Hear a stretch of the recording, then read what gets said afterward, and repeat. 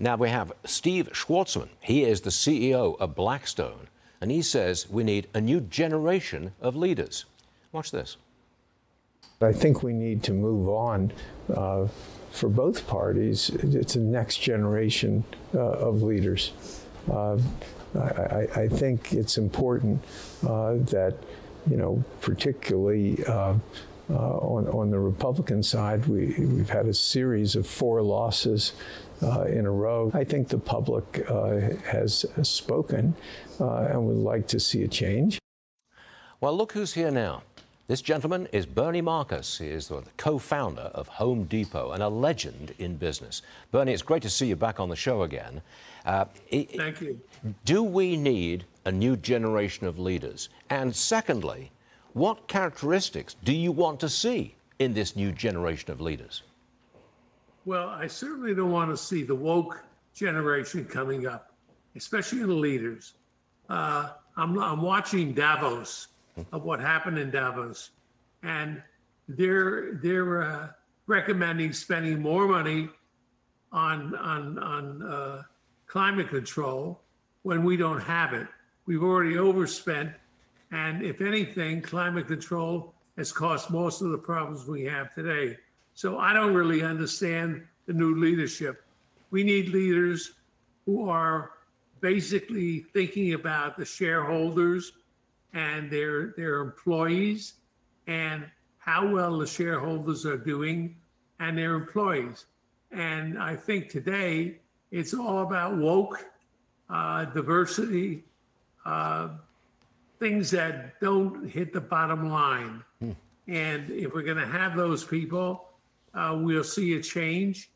Unfortunately, I don't see it on us.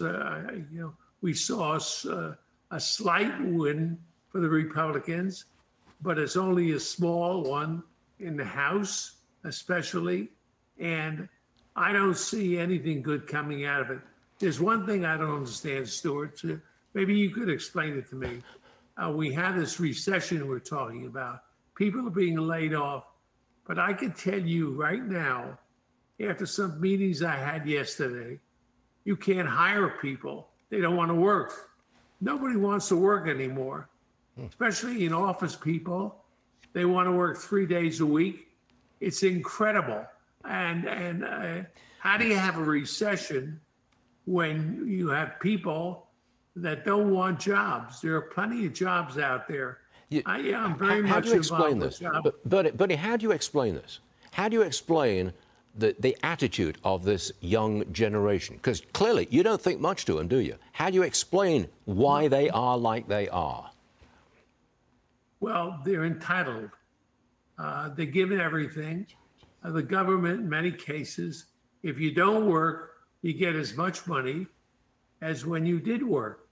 So, Stuart, if I'm say in a situation where I have to go work 40 hours a week and I'm paid money to stay home and it's equivalent to what I would earn, why do I want to go to work? Fair enough. And so you get this laziness, which you have, and it's basically a socialistic society.